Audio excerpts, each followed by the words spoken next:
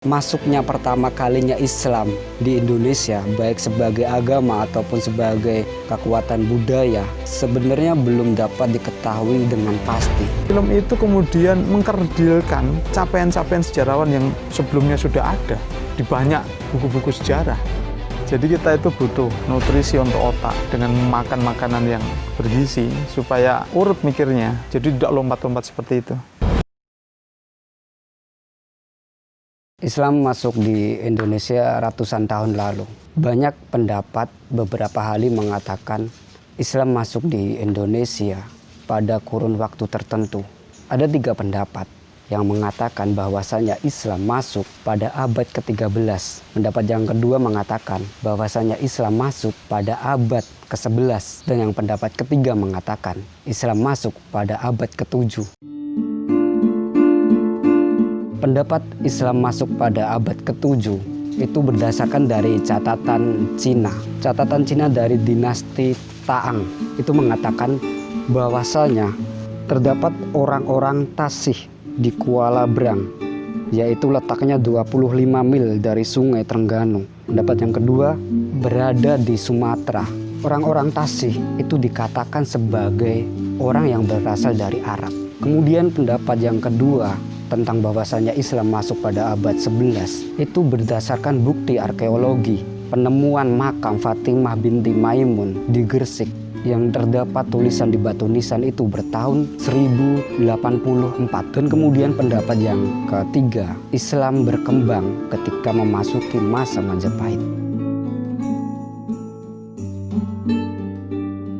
Dalam buku Islamisasi dan Perkembangan Kerajaan-Kerajaan Islam di Indonesia, karya Profesor Daliman itu menjelaskan digabungkan ada 3 fase masuknya Islam di Indonesia, yaitu fase awal kedatangan Islam ketika abad 7 tadi yang dibawa oleh para pedagang. Kemudian fase yang kedua, fase proses penyebaran Islam ketika memasuki masa kejayaan Majapahit. Dan fase ketiga ketika berkembangnya Islam menjelang runtuhnya kerajaan Majapahit. Fase awal kedatangan Islam itu dibawa oleh para pedagang, sehingga tujuan para pedagang bukan untuk berdakwah, melainkan murni untuk berdagang. Para pedagang-pedagang itu diidentifikasikan pedagang yang berasal dari Arab, sehingga maklum hingga saat ini jarang atau sulit untuk ditemui peninggalan Islam pada abad ke-7.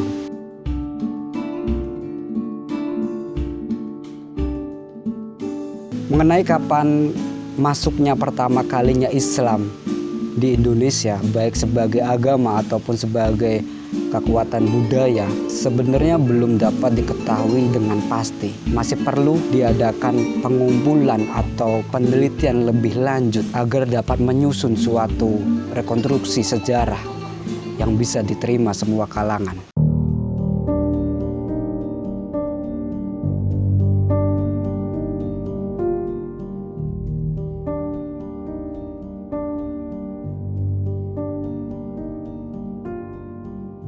Ada banyak teori yang membicarakan tentang awal mula Islam masuk di Jawa. Ada teori tentang pedagang asal Gujarat, India yang disampaikan oleh Snokur Grons dan murid teologisnya. Lalu ada teori yang menyebut tentang bahwa penyebaran Islam pertama kali langsung dari Arab. Itu kita bisa tilik dari catatan naskah yang dianggap paling kuno, catatan naskah Islam yang dianggap paling kuno, yaitu Hikayat Raja-Raja Pasai. Itu yang menyebut bahwa Islam datang ke Nusantara langsung dari Arab, bukan mampir ke tempat lain.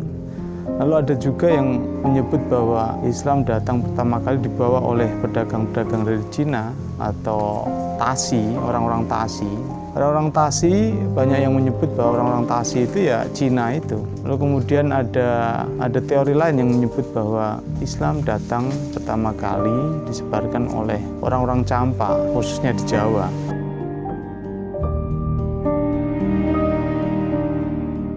Nah, belakangan yang menjadi perdebatan itu Islam pertama kali dibawa oleh teori yang menyebut bahwa Islam pertama kali dibawa oleh utusan-utusan daulah-daulah yang ada di Timur Tengah seperti Daulah Abbasiyah, Daulah Umayyah, lalu kemudian kekhalifahan Turki Ottoman atau Utsmani yang kemudian menjadi perdebatan karena ada selisih tahun di situ yang harus kita kritisi. Peneliti catatan sejarah, naskah-naskah Nusantara, Ahmad Baso menyebut bahwa ada dua hal yang butuh dicermati untuk bagi siapapun yang hendak mempelajari tentang catatan penyebaran Islam di Nusantara. Pertama, Islamisasi Nusantara. Lalu kemudian harus dibedakan dengan teori tentang Islamisasi Nusantara. Ada dua sudut pandang.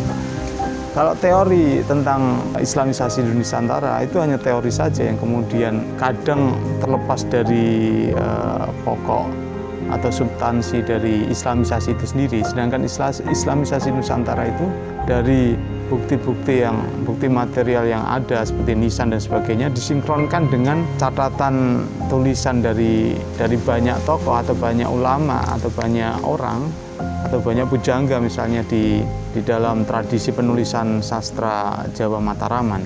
Itu harus disinkronkan atau dihubungkan. Jadi tidak hanya melihat nisan kemudian mengukur angka tahun usia nisan itu, tapi juga melihat fenomena yang ada di masyarakat.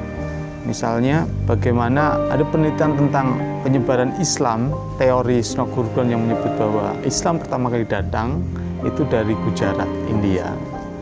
Itu hanya didasarkan pada penelitian mengenai nisan saja. Nisan itu disebut nisan itu dipesan dari Gujarat, India.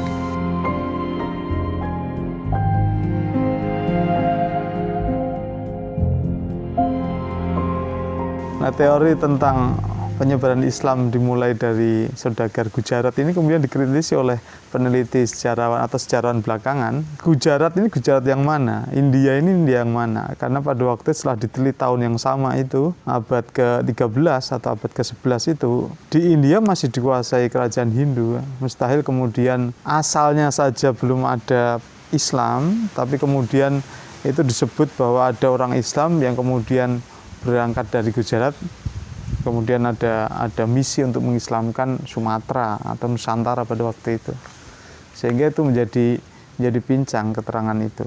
Lalu kemudian ada bias penjelasan dari penulis Barat, penulis Belanda waktu itu hanya meneliti beberapa nisan saja, kemudian meninggalkan nisan lain yang memang tidak terdeteksi atau tidak bisa terbaca inskripsinya, kemudian ditinggalkan, kemudian menentukan bahwa nisan yang inilah yang kemudian menjadi tolak ukur Islam datang pertama kali dari mana, seperti itu.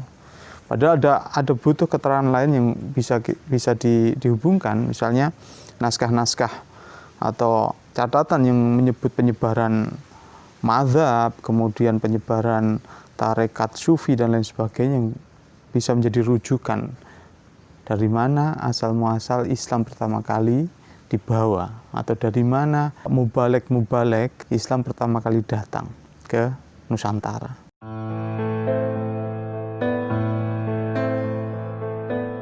Ada satu tokoh penyebar Islam di Jawa yang menyebarkan Islam jauh sebelum masa Dewan Wali Songo ada, yaitu tokoh yang bernama Syekh Samsuddin Al-Wasil. Itu disebut bahwa ada satu tokoh yang bernama Samsuddin Al-Wasil itu hidup pada zaman Joyoboyo berkuasa, artinya sebelum Majapahit, gitu. Ada sebelum Wali Songo ada. Itu di situ disebutkan bahwa Syekh Samsuddin Al-Wasil berasal dari Rum. Rum pada waktu itu dimaknai atau disepakati oleh banyak sejarawan, Rum itu Persia. Lah kemudian oleh peneliti sejarah hari ini Rum itu kemudian diartikan sebagai Romawi atau Andalusia. Itu menjadi perdebatan yang menarik. Atau hari ini orang menyebut bahwa Rum itu bagian dari Turki Utsmani. Itu butuh kita kritisi misalnya.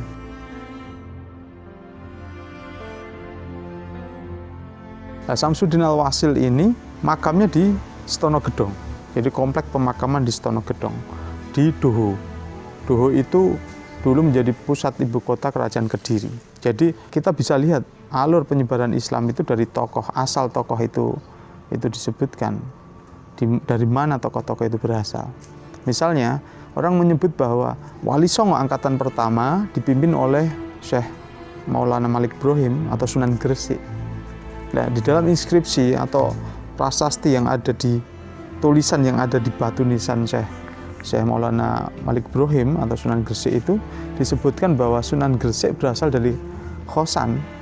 Sejarawan memastikan bahwa Khosan itu masuk di dalam wilayah Persia atau Iran hari ini, atau Irak, antara Irak dan Iran hari ini. Sehingga itu mematahkan anggapan bahwa Wali Songo diutus oleh kekhalifahan Turki Utsmani misalnya.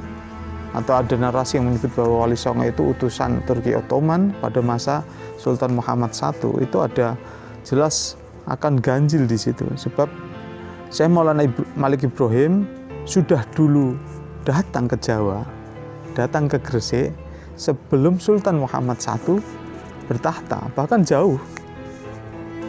Jika kita diurutkan itu ada angka tahun yang jauh sekali.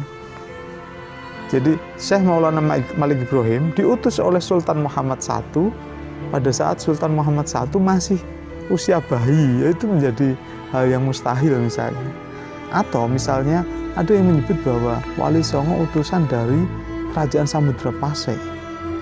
Seperti itu.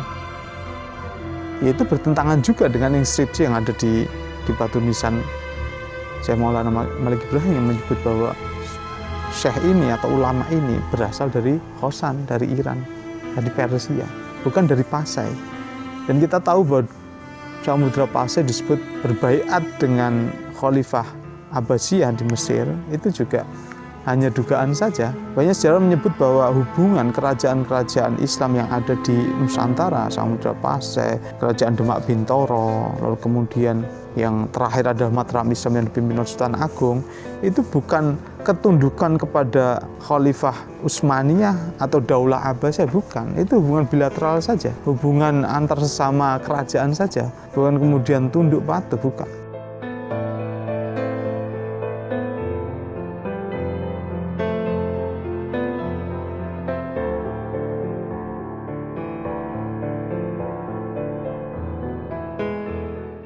Mengenai Wali Songo, sejarawan menyebut bahwa ada dua periode, ada banyak periode di mana Dewan Wali Songo ini melakukan tugasnya berdakwah. Kita mengenal yang paling dikenal itu adalah periode kedua pada saat Sunan Ampel memimpin sebagai pimpinan. Kita mengenal Sunan Gunung Jati, Sunan Muria, Sunan Kalijogo, Sunan Kudus, itu masa periode Wali Songo kedua. Nah, sedangkan penyebaran Islam, teori-teori tentang penyebaran Islam itu menyebut periode pertama di mana Wali Songo bertugas menjalankan fungsinya sebagai pendakwah. Periode pertama itu ada Syekh Jamaluddin Akbar atau Syekh Jumadil Kubro, kemudian yang disebut sebagai leluhur banyak sunan-sunan atau dewan wali setelahnya, yaitu periode kedua seperti Sunan Ampel, Sunan Gunung Jati, itu tidak lain adalah cucu dari Syekh Jamaluddin Akbar atau Syekh Jumadil Kubro yang hari ini makamnya ada di Kaligawe, Semarang.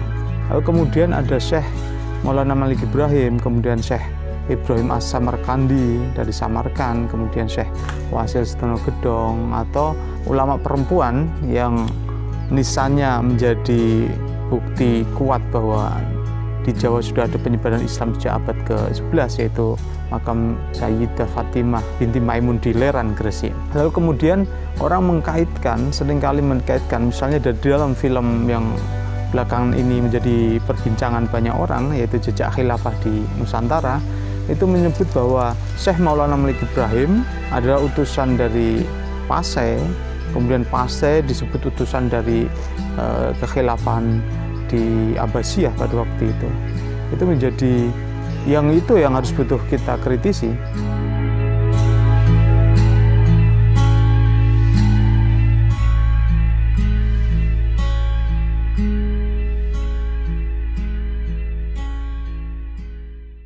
Paling mudah menilai catatan sejarah adalah mengurutkan angka tahun di mana kejadian itu terjadi. Misalnya Kanzul Hum, kitab Kanzul Hum yang disebut-sebut sebagai argumen bahwa Wali Songo diutus oleh kekhalifahan Turki Utsmani itu patah. Karena apa? Karena Ibnu Battuta itu sudah meninggal pada tahun 1369. Masehi. Sedangkan Sultan Mehmed I atau Sultan Muhammad I itu baru lahir pada tahun 1379, artinya ada 10 tahun selisih di situ. Jadi mustahil Ibnu Battah yang sudah meninggal 10 tahun yang lalu kemudian mengutus seorang bayi yang baru lahir pada 1379 sebagai orang yang mengutus jaringan Wali Songo ke Indonesia. Dalam hal ini Syekh Maulana Malik Ibrahim atau Sunan Gresik sebagai pimpinan Dewan Wali Songo periode pertama. Lalu kemudian ada yang menyebut bahwa Sultan Salim I lah yang mengutus pertama kali Wali Songo datang ke Jawa untuk menyebarkan Islam. Itu tambah kaprah salahnya. Sebab apa? Sultan Salim I yang kemudian disebut sebagai peletak dasar kekhalifahan Turki Utsmani setelah menggulingkan Daulah Abbasiyah yang berpusat di Mesir, itu baru berkuasa pada tahun 1502 sampai kemudian berakhir pada 1520 Masehi. Setelah menaklukkan dinasti Abbasiyah di Mesir, Sultan Salim I lahir pada 1470 Masehi. Sedangkan Syekh Maulana Malik Ibrahim sudah wafat pada tahun 1409 Masehi. Artinya ada selisih 51 tahun di mana kelahiran Sultan Salim I dengan kewafatan Sunan Gresik atau Syekh Maulana Malik Ibrahim. Jadi mustahil almarhum Sunan Gresik diutus setelah 51 tahun kematiannya oleh Sultan Salim I. Itu menjadi bahan kritik oleh sebagian sarjana atau sebagian pembaca sejarah hari ini mengenai keterangan bahwa Wali Songo diutus oleh kekhalifahan Turki Utsmani. Lalu kemudian ada yang menyebut bahwa Wali Songo diutus oleh Raja Samudra Pasai yang pada waktu itu disebut sebagai raja yang paling moncer, sebagai raja yang paling gemilang masa kekuasaannya, karena disebut sudah berjasa menyebarkan Islam ke pelosok-pelosok Nusantara seperti Kalimantan, kemudian Tidore, Ternate dan lain sebagainya, termasuk di Jawa. Lalu itu kemudian dikaitkan dengan penyebaran Islam di Jawa yang dipimpin oleh Syekh Maulana Malik Ibrahim, itu tambah tidak nyambung lagi. Sebab Sultan Zainal Abidin yang bergelar Ra'ub Babdar itu memimpin baru pada tahun 1420 Masehi sampai 1438 Masehi, berakhir pada saat beliau wafat 1438 Masehi. Sedangkan Sunan Gresik sudah wafat pada 1419 Masehi seperti saya sebutkan tadi. Ada selisih 9 tahun. Artinya mustahil setelah kematiannya Sunan Gresik, kemudian ada seorang raja Pasai yang bernama Zainal Abidin, Sultan Zainal Abidin mengutus Sunan Gresik setelah kematiannya, tahun kematiannya ke-9, yang ke-9 tahun, atau haul kematiannya yang ke-9 tahun. Itu mustahil lagi.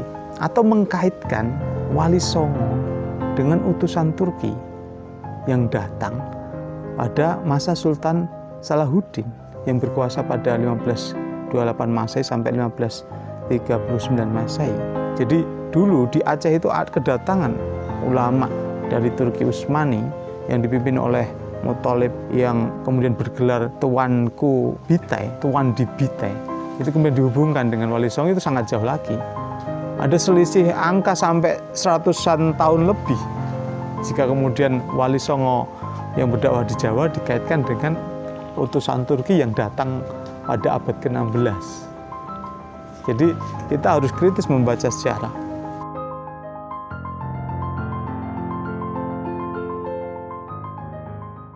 Saat ini banyak catatan sejarah yang kemudian diterjemahkan dalam bahasa Indonesia yang populer, tersebar di banyak toko buku. Jadi mustahil atau menjadi tidak lazim jika kita tidak bisa membaca secara kritis catatan-catatan sejarah atau dugaan-dugaan yang tidak beralasan itu.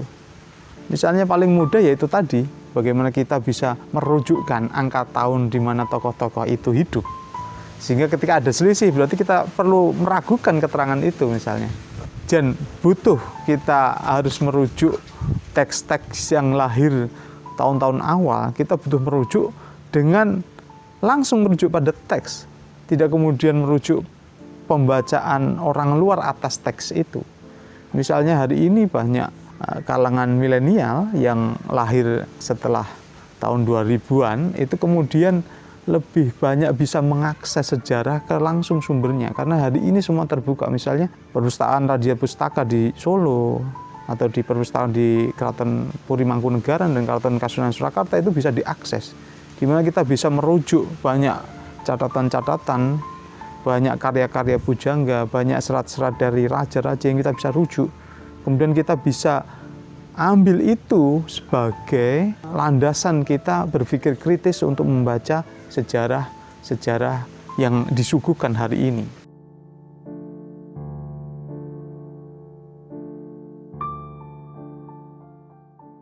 Saya pikir film itu punya tujuan yang tidak pas jika kemudian mengkaitkan dakwah Wali Songo, kemudian dakwah Islam Nusantara dengan kekhalifahan yang lahir belakangan, sehingga itu tujuan mereka jelas bertentangan dengan atau berkebalikan dengan hal-hal yang faktual yang pada waktu itu terjadi. Kalau tujuannya baik, tentu kebaikan itu cacat. Karena apa? Karena di film itu tidak dihubungkan itu. Tidak disebutkan secara adil bahwa antar daulah di Timur Tengah itu mengalami pasang surut, pertentangan, perang dan lain sebagainya. Misalnya daulah Abbasiyah yang berpusat di Mesir itu digulingkan oleh Sultan Salim I yang kemudian memindah pusat kekuasaan Islam di Turki Utsmani atau cikal bakal kekhalifahan Turki Utsmani. Harus disebutkan secara fair. Sehingga tujuan dari film itu kemudian berbanding lurus dengan kenyataan. Kalau tujuannya baik, ya harus disinkronkan. Kalau tidak, itu tidak ada artinya itu. Sehingga klaim semacam itu, saya katakan bahwa klaim semacam itu bahwa Wali Songo, kemudian mubalek pendakwah Islam pertama di Jawa, itu dikaitkan dengan kekhalifahan, kemudian meyakini itu sebagai kemutlakan, itu saya pikir itu arogansi dari pembuat film itu.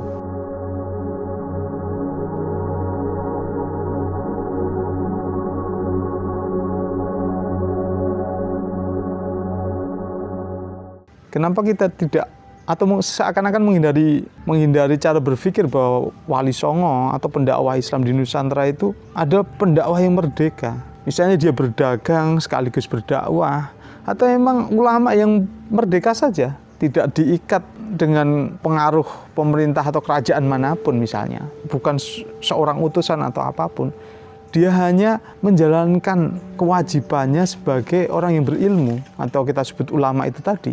Atau kita rujukan dengan catatan-catatan atau biografi banyak ulama yang tidak harus bersinggungan dengan kekuasaan misalnya. Bahkan ada banyak ulama yang memang hidupnya menghindari lingkaran kekuasaan misalnya. Kenapa kita tidak bisa atau menghindari cara berpikir seperti itu? Saya pikir itu butuh untuk dikaji.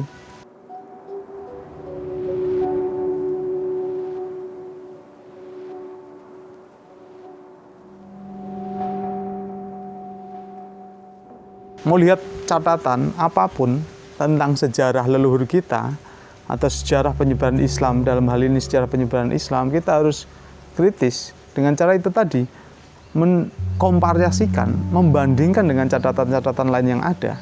Jika itu tidak faktual atau tidak sinkron dengan catatan yang lain yang lebih rasional menurut subjektivitas kita sebagai keturunan dari orang-orang yang dinarasikan di dalam film Jejak Khilafah misalnya, itu kita tolak saja. Kita tolak, kita ambil keterangan yang lebih kuat. Karena mustahil kita kemudian melanjutkan perjalanan sejarah kita hari ini berpijak pada penjelasan yang pincang, penjelasan yang luput, penjelasan yang tidak bisa dijadikan sandaran argumentasi yang baku. Jadi kita harus merujuk banyak catatan-catatan yang ada, yang sudah ditulis oleh banyak sejarawan, misalnya Kiai Ahmad Baso, kemudian Kiai Agus Sunyoto, terus kemudian Mizal Bizawi dan lain sebagainya. Itu banyak sekali. Atau catatan-catatan naskah yang beredar banyak yang bisa kita akses hari ini, seperti naskah Raja-Raja Pase dan lain sebagainya yang ditulis pada abad ke-13 misalnya. Kita perlu kemudian menggali informasi lebih dalam untuk kemudian mengkritisi apapun yang datang belakangan yang berkebalikan dengan keterangan yang lebih dulu. Setelah melihat film itu, banyak teman-teman kemudian menyatakan keberatannya. Sebab apa? Sebab keterangan di film itu jelas. Bahkan di teks, kalau Anda lihat keseluruhan film itu, sejarawan yang dihadirkan di dalam film itu untuk diwawancarai, dia menyampaikan bahwa itu sebuah anggapan yang diyakininya. Dan mustahil kemudian kita merujuk pada satu argumen yang kebanyakan anggapan, tidak dihubungkan, tidak disinkronkan dengan keterangan-keterangan lain. Artinya apa? Film itu kemudian mengkerdilkan capaian-capaian sejarawan yang sebelumnya sudah ada di banyak buku-buku sejarah. Karena sejarawan tidak hanya anggapan, tapi kemudian meneliti satu persatu, kemudian membandingkan naskah, kemudian naskah dari naskah ke naskah, kemudian batu nisan, peninggalan-peninggalan dan sebagainya disinkronkan dengan banyak keterangan yang ada. Seperti apa yang sudah dilakukan Ahmad Basu misalnya. Jadi menghubungkan teks dari Lombok, kemudian Sumatera, kemudian Jawa, kemudian Aceh, kemudian Tidore, Makassar, dan lain sebagainya itu kemudian disinkronkan, kita urut tahun yang sama itu apa yang terjadi pada saat itu, kemudian bisa ditarik kesimpulan bahwa apa yang terjadi saat itu adalah ini. Jadi tesis itu harus dibangun dengan format yang mumpuni, tidak kemudian klaim sepihak yang tidak ada dasarnya. Kita semua klaim, sejarah itu klaim tentang kebenaran, bahwa yang benar ini. Tapi klaim itu bisa kita uji, relevan nggak dengan catatan yang lebih dulu misalnya.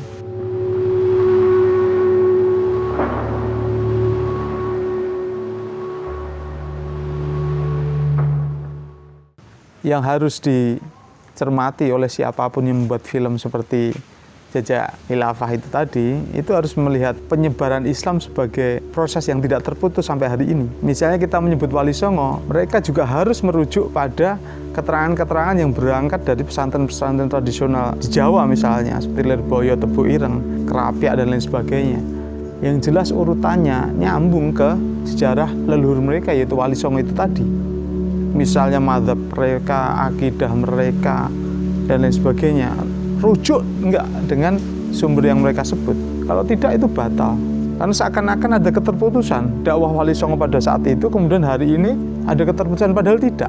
Anda bisa mengenal corak dakwah Wali Songo dengan melihat pesantren-pesantren tradisional yang ada pada hari ini. Sangat persis. Mazhabnya menggunakan mazhab 4, kemudian akidahnya menganut Asy'ari dan Maturidiyah, kemudian mengamalkan tasawuf. Kalau Anda merujuk pada catatan Nancy ke Florida, di situ disebutkan ada pujangga, ayah dari pujangga Ronggo Warsito bersama dengan pak leknya Ronggo Warsito yang bernama Ronggo Sasmito itu dibuang pasca Perang Jawa karena disebut terlibat mendukung Diponegoro. Itu dibuang ke Aceh, kemudian dia menulis naskah yang diberi judul Suluk Acih. Dan di Suluk Acih itu disebutkan bahwa Ronggo Sasmito itu berbaiat Thariqah Satariyah. Artinya di Aceh zaman dulu itu tersebar Thariqah Satariyah, yang hari ini Thariqah Satariyah masih ada. Atau keterangan dari Syekh Saleh Darat misalnya, bahwa atau Syekh Hasyim Asy'ari menyebut bahwa yang berkembang di Jawa, corak Islamnya tidak bisa dilepaskan dengan corak-corak Islam, tasawuf Islam misalnya, pengamal Thariqah Syadzili, Naqsyabandi, Tijani dan sebagainya. Saya pikir pembuat film tentang sejarah Islam Nusantara harus melihat realitas bahwa tidak ada keterputusan. Sejak awal mula Islam didakwahkan di Nusantara sampai hari ini tidak ada keterputusan. Masih terus berproses, berlanjut. Sehingga kita kalau kepingin merujuk dengan benar, itu ya merujuk pada pemegang tongkat estafet dakwah Islam, bukan kemudian meninggalkan itu.